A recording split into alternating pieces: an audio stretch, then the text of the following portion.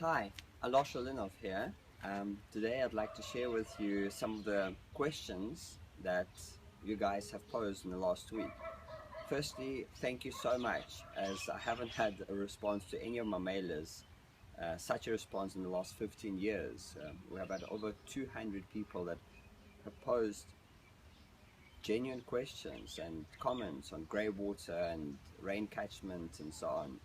So thank you, blessings. Um, Yes, so today I'm going to speak about the wetland and just answering some of these questions that you have had, and I've grouped them as there were a lot. Firstly, just to explain to you what is grey water and what's the difference between grey water and black water and rainwater. Well, grey water is this water, as you can see here, is coming straight from my shower. It took me a couple of minutes to replumb. It was an easy plumbing scenario. Yeah, and it's got nutrients in it, soaps, dead skins, and all of that. So in nature there is no waste. So these nutrients can be used to irrigate your garden, or like I'm doing here, I'm put it through a simple wetland and to irrigate your vegetables. Um, the black water is very similar, but it's got sewage in it. So the stuff from the toilet, and it's can be recycled, can be cleaned, and as one of the future workshops we will be doing that. And then there is rainwater. So rainwater has also got nutrients, much less than grey water, but it does have nutrients from the roof, and as it flies through the atmosphere it collects bits and pieces on itself. So that is the main reason why when just before the rain one would put a couple of scoops of chlorine into the pool just to keep that balance going. The balance. Anyway, so yeah, so that's the main difference between the grey water and the black water and the rainwater. They can all be harvested, they can all be used, and I'll be sharing with you some other questions as we go. Smell. So smell, obviously, and hygiene is quite quite an important question. Well, I'm not gonna lie to you. In the first 2-3 months, whilst the roots were establishing themselves, there was a little bit of smell, but only when I irrigated the garden. So, choose irrigation time when your family is asleep, or you can always run a more expensive system under lawn and drip irrigation system that basically all covered underneath the mulch and ground, so you don't smell that at all. But if you do open irrigation with a hose pipe or a sprinkler, yes, for the first 3 months the water does smell. However, I'm proud to share with you that yesterday I actually took a sip of my grey water 2 wetlands later, and there's no smell, and the water is actually of reasonably good quality. Not to say that that's what I'm gonna start drinking now, but just to do a little test. I was really surprised last night to say that the water actually stopped smelling, and this little wetland is only 2.5 months old. It has given time to establish itself, but I'll speak about him right now, just now. What can the wetland process, and what not to put in and what you can put in? When I flew to America to learn at Earthships, and they are radically sustainable buildings that built out of tires, and they've got their own built-in wetlands, and I was surprised to see that they use just about any shampoo and any soap. So it's not like we're shopping at a health shop and using healthy ingredients, but it's not necessary. So you can still use your Pantene and whatever else you use. Obviously, advisable to go on healthier route for your skin and for the planet, but the wetland does chew up the nutrients. So it's the nutrients in the wetland that are seen as an asset to the plants. Hence, these plants are just being pumped with soap. This is just my bath water, so bath and shower, but they're loving it. So yes, it's a very small wetland, and it does not process the kitchen outlet right as yet. It can, but kitchen waste I would treat as black water and put it together. because there's lots of bits and pieces, a lot of grease, lots of nutrients, just way too much for a little wetland like this to process. But bath and shower, this little guy is 1.2 square meters and really chews it up so nicely. And thereafter I'm using this water to irrigate my vegetables, organic vegetables, and we're eating those vegetables every day, and they love it too because there's still a little bit of nutrients left, but all the harmful soaps and whatever else there has been taken away. So if you are using more dodgy soaps and shampoos, I possibly could up this to double or even triple the size, which is only 3.5 square meters, really not much space to take up.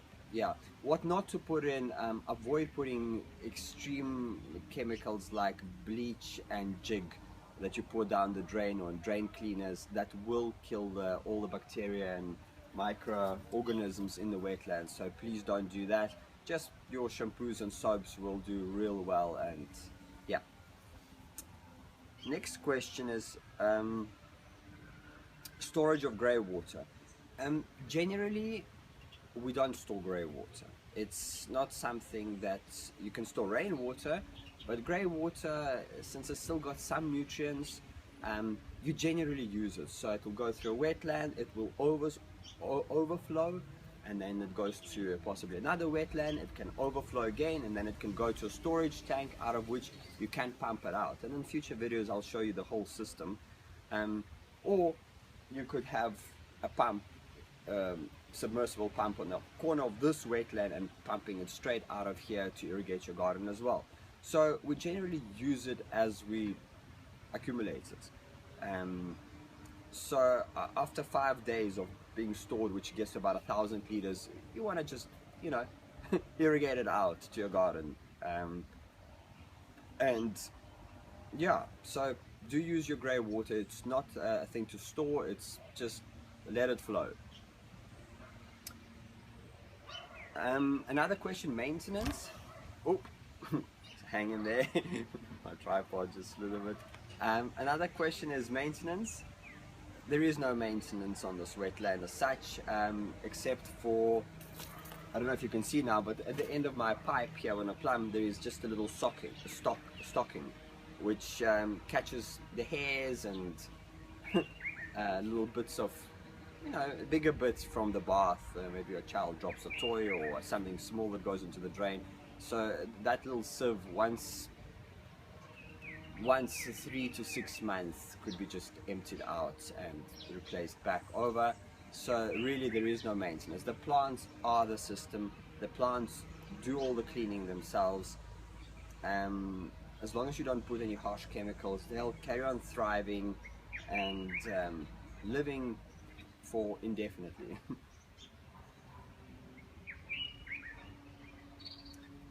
How do we send the water to the garden? Well, you can send the water either using, depends all on the gradient in your garden, you know. So if your grey water is below where you want to irrigate, then of course you're either going to bucket it with buckets or watering cans, or you're going to use electricity with a little submersible pump. They're not expensive, they don't use a lot of electricity. They're available for between 1,000 and 2,000 rand, and you could just, you know, in the beginning I was carrying the water and irrigating, but I know time might be a constraint for most of us. So yeah, a little pump with a ball valve, so basically as the water gets to a certain level, it will switch on automatically and drain your grey water out. So that is the one way to send it around. And as I said, if you've got a small garden and you've got a little bit of time and don't do enough gym, you could just put it in the watering can and irrigate it out. And quicker systems that you can just scoop it out. You know, that's if you have a storage tank. Another question is, yeah, what happens if you have space limitations or double-story house, or you're in a rented space? Well, as I said, the plumbing of these 50 mil diameter pipes is really simple. Unless it is below the ground, the outlet, then you do not have a problem to plumb it. And in future videos we'll be showing you how I've done it. You could do it in under half an hour. You could replumb the whole thing for very, very cheaply. Obviously depends on length of pipe you need, but it's standard plumbing shop. You just tell them what you need, and I'll be providing a few pictures of things that you do need, and they'll sort you out. Elbows, 90-degree, and so on. It does get tricky, as I said, if the outlet is below the ground, and if you're in a rented space, you know, you don't want to mess with that. However, the simple plumbing that I'm talking about, even if you're in a rented space and you're there for a year or two, you could replumb it, and you could yourself plumb it back over and connect, and nobody will notice the difference. And as I said, if you're in a rented space, this little guy, which is in that 1,000-liter container, you can take it with you wherever you go. You'll need a bucket to obviously move the gravel and so on, but you can take it with you, and you can save the plants for your future space. Regulations, there are no regulations for this type of thing yet. In America they do have regulations, and how they have avoided those is they have created a three-way valve. So there is inlets, and then the outlet can go to drain, which is what the government wants, or with a diversion valve it can go via wetland and then overflow through a variety of tanks, and if you still haven't used it, that can go into a drain. But by that time the water is so clean, you might as well, you know, use it and not throw it into the drain. So there are currently no regulations, but if there will be, there is a way to go around it, as I say, with a three-way valve. So if the inspectors should come, well, you know, the water still gets to the drain, but there is a slight diversion, and a diversion happens to be a plant-based system which cleans up the water anyway. That would be most of the questions that that have been asked. Oh yes, there's one more. What happens if you're in a flat? I've ordered a siphon pump which works on this way, that you know, you can suck up water and then it goes down. So that little siphon pump, without any plumbing, can drain your bath out. You know, you'll have a little pipe going through the window, and then you can put it under your apple tree or a little basin or whatever you have in the ground to catch that water. So that little simple system I've managed to get from Bio-Veda. It's 5-liter hand pump, siphon pump. So you will be able to get it. Unfortunately it takes about 40 days to arrive, so I've just ordered it 3 days ago. I was hoping that I could get it in South Africa to show you for this video, but I wasn't able to. But it's a little pump that we use in a car industry for radiators and getting water out. So you'd be able to get that pump from Bio-Veda, or maybe even find it in South Africa, let me know.